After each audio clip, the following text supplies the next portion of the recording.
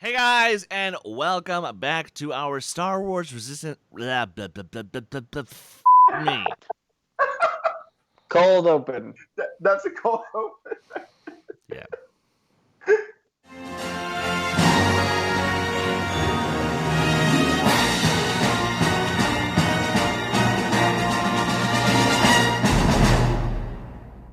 Hey guys, and welcome back to our Star Wars Resistance recap show, Viva la Resistance! My name is Chris Doman. I'll be your host for this week's episode. I am here today with Case Cornelisa, Nico Rigoli, to talk about the episode 2 of season 2, hashtag final season, where as we get into a quick salvage run. So, little update from last week. Now that we've gotten where half of our crew from season 1, we're all caught up with where everyone is. Now we have to get caught up with the other half. And, you know how I mentioned last week it was a quiet breather episode? Oh, this episode made up for that in spades. Case, would you say for initial thoughts that's kind of your feelings on this episode? Yeah, no, I really like this episode. We got into it. We finally got into what I assume will be the rest of season 2, where the First Order is right until, actually, quite like in the movies, especially The Last Jedi. We're actually caught up with The Last Jedi now. I didn't know that we would get there this quickly, so that was really nice to see. And yeah, we again get Star Destroyer versus Colossus, which is just awesome to see, and that's something that we've really only seen in the very last episode of the last season. So yes, more of that, please. I very much enjoyed it. Indeed. Nico, initial thoughts, if you could. Well, we know what became of that transmission to Tam.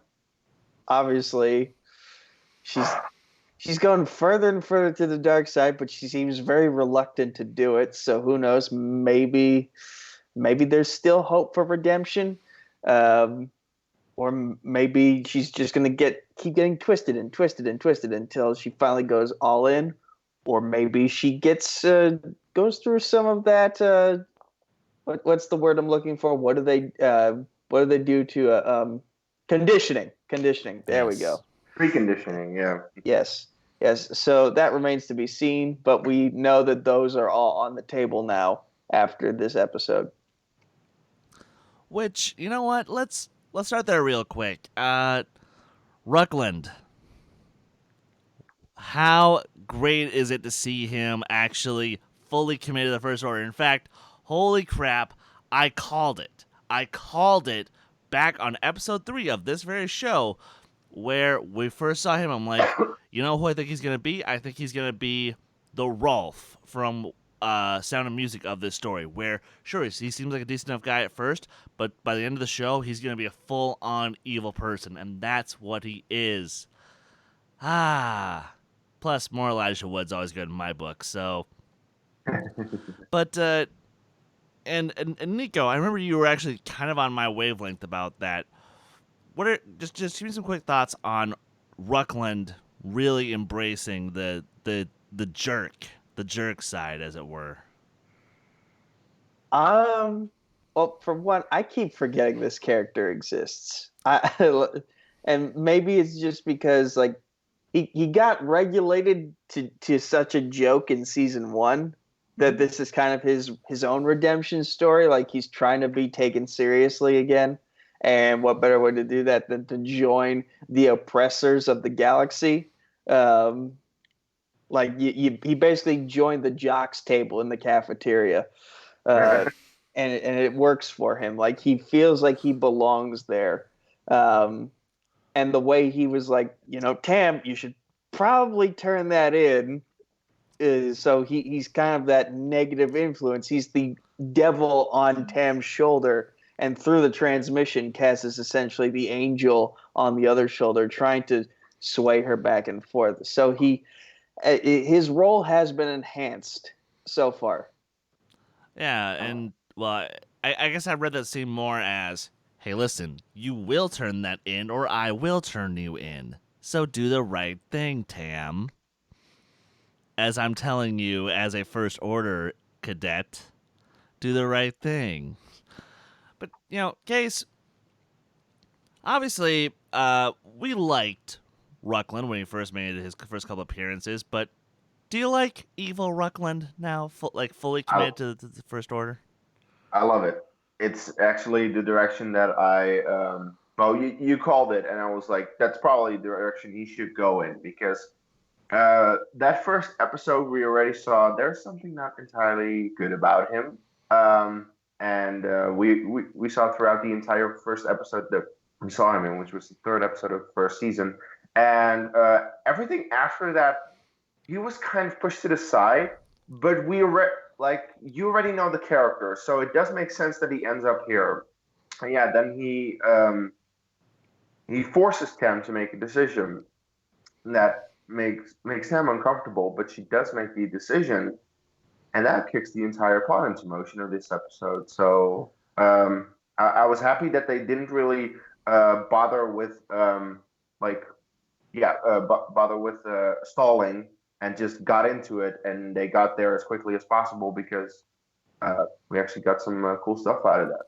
Absolutely, we did. And I would say that's exactly how this episode was.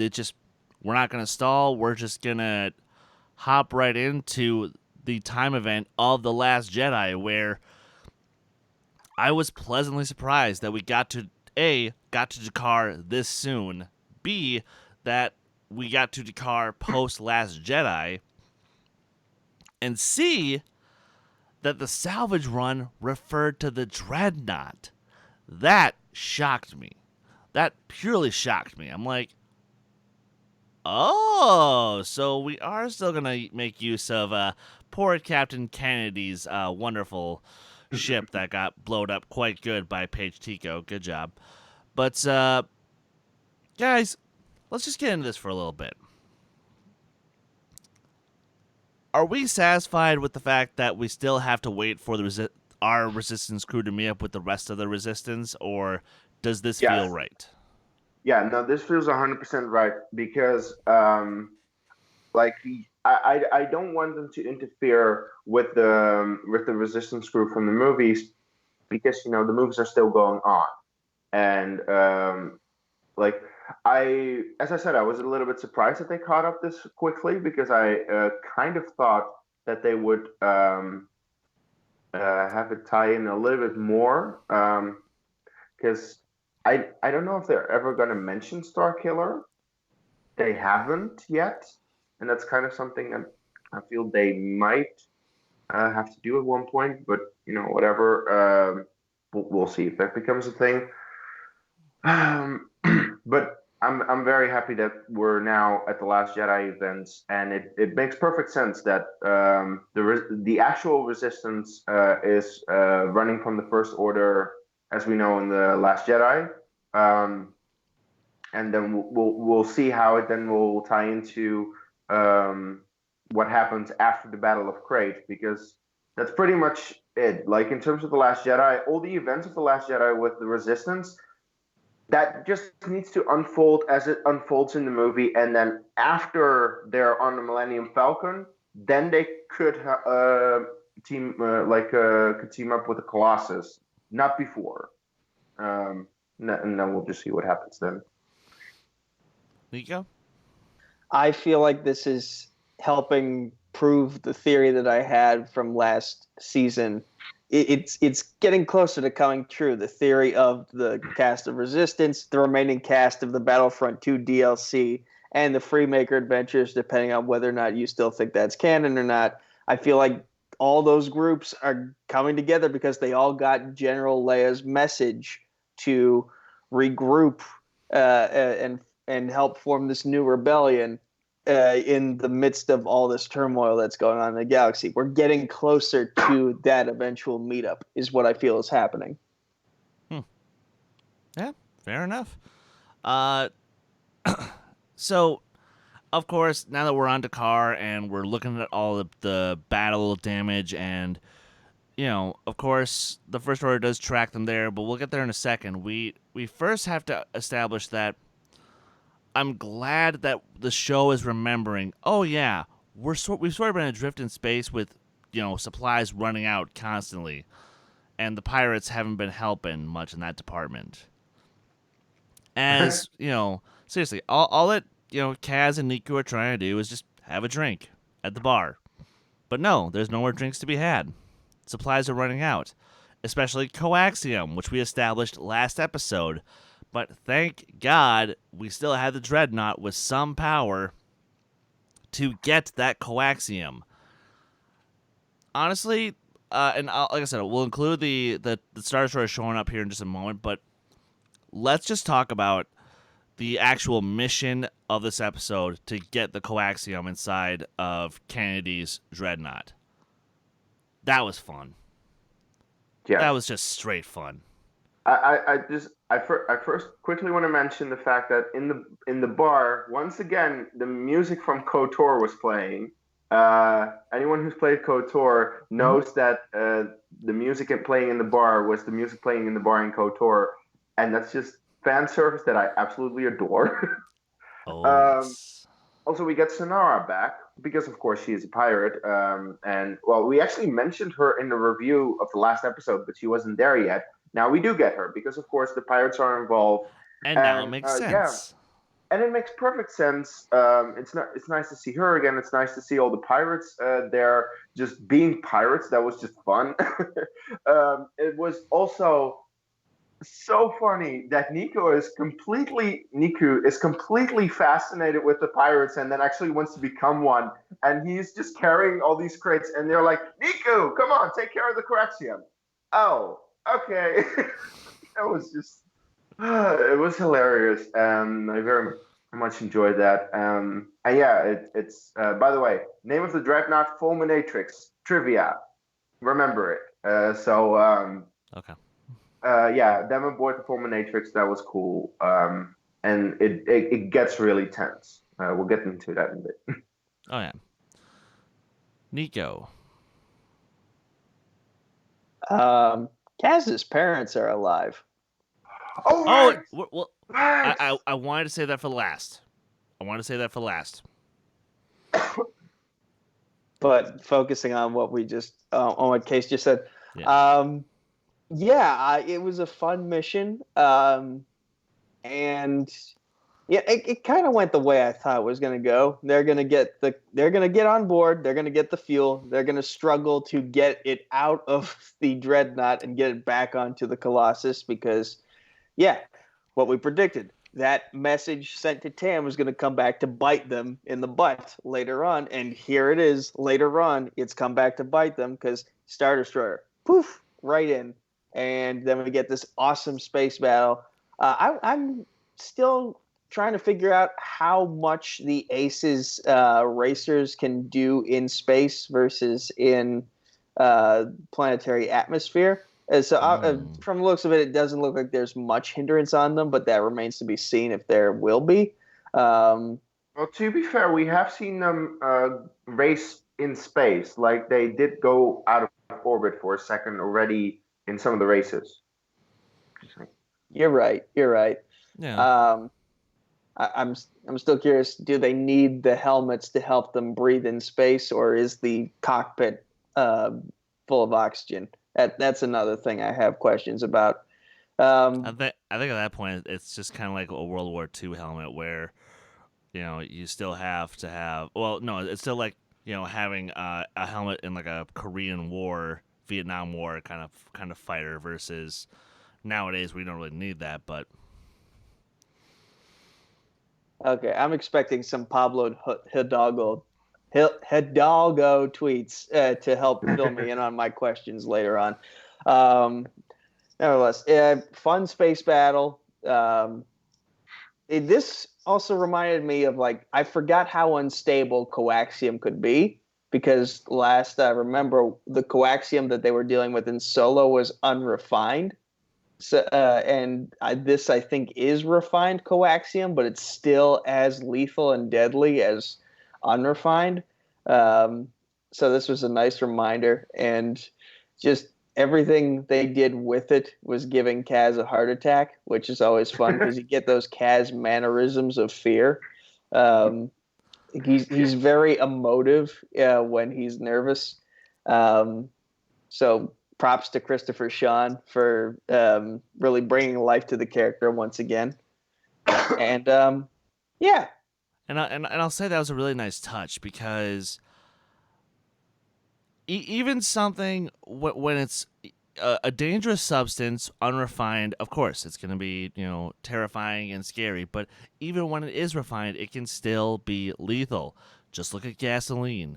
Petroleum is still highly explosive and highly flammable. It can cause a lot of damage to anything around it. But so can gasoline. Just look at the scene in Zoolander. So I'm glad that the show is still having that continuity with coaxium in that same regard. And yeah, I'm glad that they did make such a big deal about it when there was all the firefight going on, when there was the Star Destroyer trying to bomb the Colossus and whatnot. And of course, I enjoyed the living hell out of how it was, last second, jump to hyperspace, boom, in typical Star Wars fashion, because that's always how it should go in Star Wars. You can't ever let the heroes get away too easily. You gotta draw it out, drop the suspense, have a little fun with it, and then, oh, that did it. Whoop! By the way, what I also loved was seeing the remains float in space. That's something that we haven't really seen in a whole lot of both. Yeah, definitely not in movies. Actually, we might see more of that in The Rise of Skywalker, according to some trailers. I'm not sure, but that's what I see in the trailers. But I remember playing Empire at War, one of the games came out back in 2006. Actually, it wasn't Empire. It was the Forces of second Corruption. game. Yeah, Forces of Corruption. You go back to where the Death Star was destroyed, and you see the complete. You see the Death Star being completely destroyed and all the remains. And seeing that in this was, it's a nice reminder of that stuff happens after something gets destroyed. And it's a good reminder. I just love that. Yeah, absolutely. I mean, of course, sure, you're not going to see bodies like Paige Tico or Captain Kennedy hanging out, but, it is still if you awesome did, that would be gruesome. That would really change the tone of this children's show. I'd love it, but no, like, it's those kind of touches, attention to detail that I love about this show and that I love about Rebels and Clone Wars, and yet, so yeah, we've kind of gone over pretty much the entire episode, but I feel like there's one thing I want to get into for a little bit, and guys, I'm gonna be honest, I did really like this episode, but I hate this one aspect to it. Kaz's message from his father. Oh. I honestly thought, because look, this is Sabine's brother and mother all over again. Oh yeah. I'm sorry. Can we just kill off a main character's family? Can we actually give them a reason to truly be committed to a cause? Where it's not just like, oh, well, we saw this happen, but I want them to actually feel it. Like, I want it to stay with them. Like, I want I'm sorry, but I want Kaz's parents dead. I want them dead. I actually 100% agree with you. I felt the exact same way when they did the cop out on Sabine's family in Rebels, because it especially if you have those moments where you're led to believe and you're almost entirely convinced that a character dies, and then they're like, oh no, they didn't die. It's a trope that movies and TV shows do all the time, and I despise it. I have this. This is one of my big. This was one of my big issues with the Marvel Cinematic Universe, that they did all that all the time. Like, hey, they're there. Oh no, they're not. Hey, they're there. Oh no, they're not. It's such a cop Low-key, out that. what? Yeah, like it's such a cop out that gets under my skin because every time they do it, it's such like it's so meaningless. Having the cop out is like, oh, so now what? So will this affect? No, this will not affect anyone. I mean, yes, the housing system got blown up, but yeah, what happened with it? Oh, no one of note that we know died with it. Let's have it have some impact. Let's have it kill Cass's parents. Yeah, I agree with you.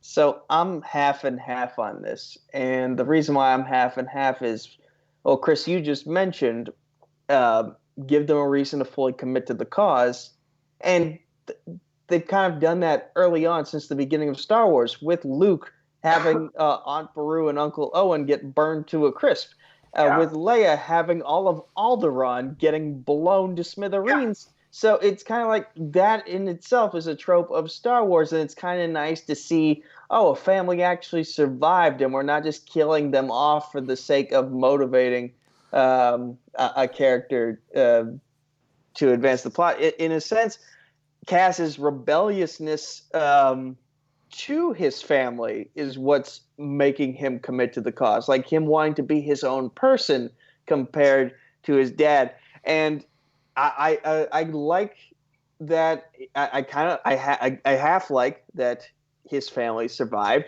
The main thing I didn't like was the actual message itself, Oh, because thank you. it's because the message itself read like a phone call I would have with my grandmother saying, "Please don't swear on Facebook. It reflects poorly on the family." Like, how does the message end? It ends with right before Kaz's dad gets cut off. He's basically telling Kaz, "Don't do this. Don't do that." And obviously Kaz is going to do his own thing, and I appreciate him for it. So again, it's helping push Kaz's character in the direction he's meant to go in. The message itself, it just, for personal reasons, it didn't really work with me. So okay, then I guess that's good to know that we're all on a similar page. Cause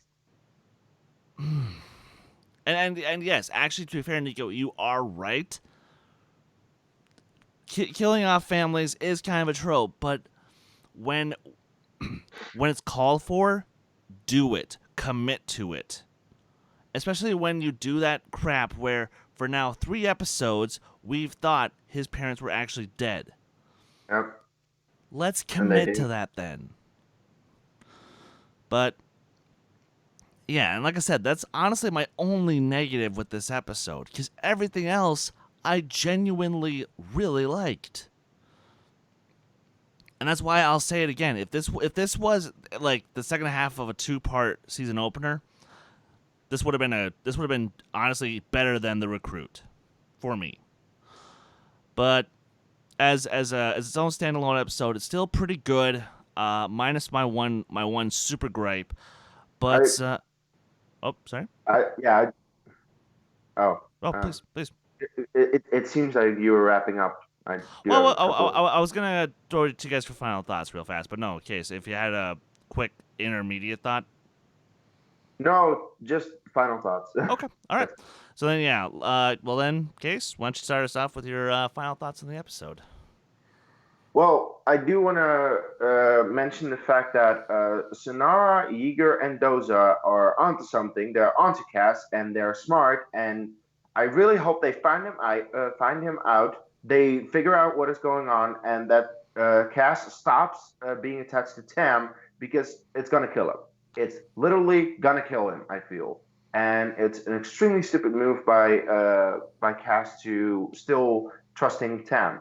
On the other hand, the episode ends with Tam seeming relieved that the Colossus got away, and she might be swayed by the fact that she still cares for them. She doesn't want to see them hurt or see them die, and that's why I do think there might be some redemption for her, because it doesn't seem like she's fully committed. She thinks she's committed, but the moment that she sees the Colossus and all her friends do this stuff, she thinks, "Oh wait, these are people that I cared for at one point, and I might not be the biggest fan of them, but they were still my friends. I still care for them, and I don't want to see them dead."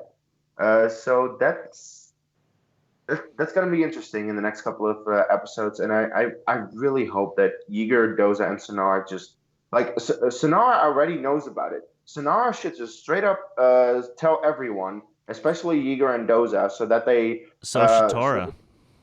Huh? So should Tora.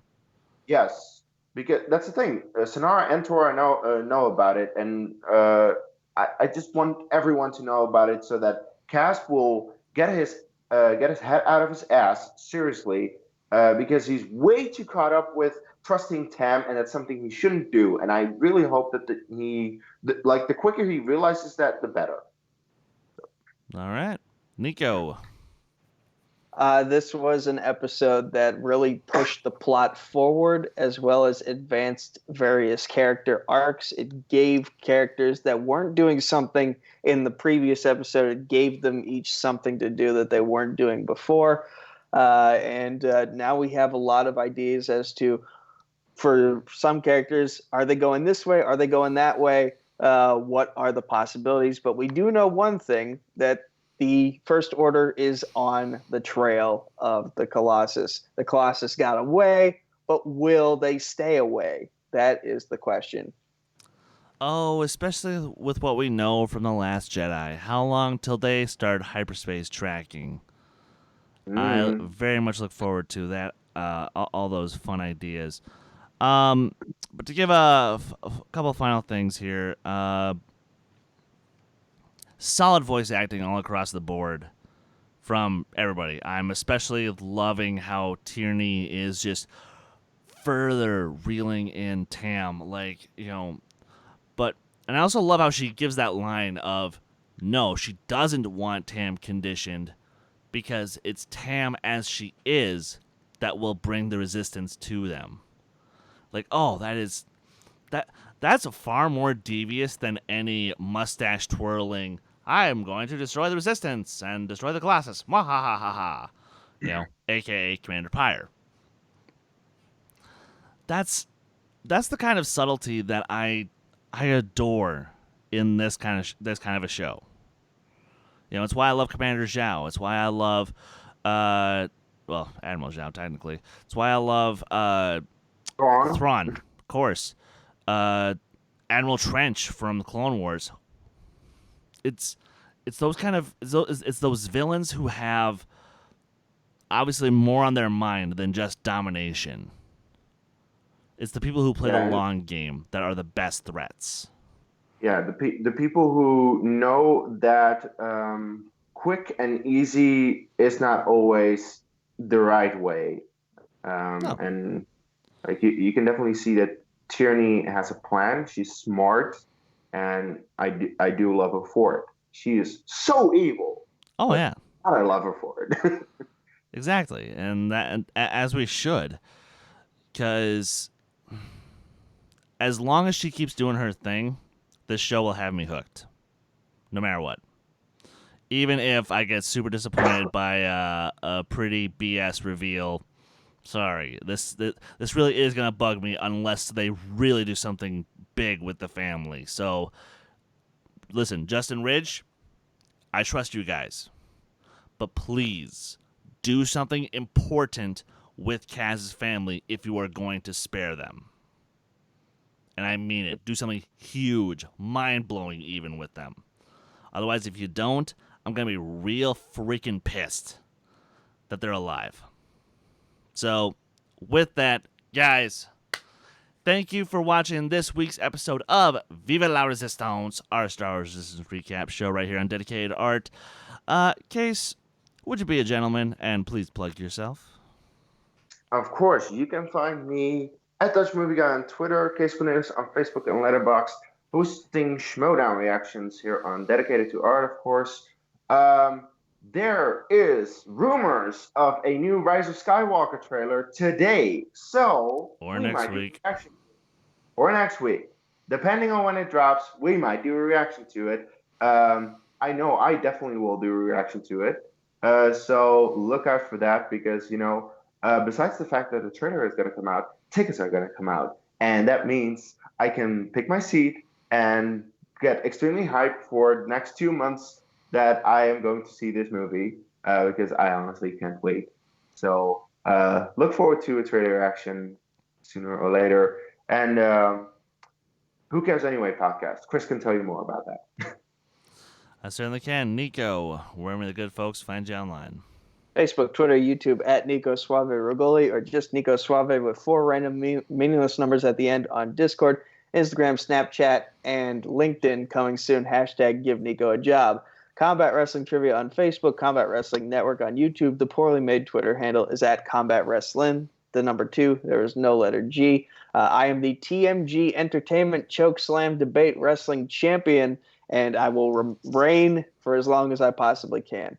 Right here on Dedicated to Art and All the Places, Case just said, and Chris will say, hashtag Trivia for Thon 2.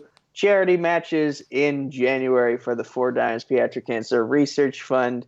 And, oh, yes, if you are in Orlando on this Friday and Saturday, come find me because I will be there for the Schmodown Live. Yes, you certainly will be. And of course, you guys can follow me on Twitter, Instagram, Stardust, Letterboxd, and Discord at Skywalker Dome. And you guys can follow this very channel on Twitter and Instagram at D2A Channel. Please like our Facebook page, join our Facebook group, and on the Who Cares Anime podcast, we just recently had Whitney Seibold from the Movie Trivia Schmodown among his many other podcasts with co-host William Bibiani. That was a really fun conversation. And if you want to just check us out on our audio feed, please do so. Anywhere you get your favorite podcasts. Hashtag Who Cares Anyway. So, guys, thanks for watching. Make sure you like, comment, subscribe, click the bell to get notified about all of our upcoming videos. And until then, Viva la Resistance. May the force be with you always. Yeah.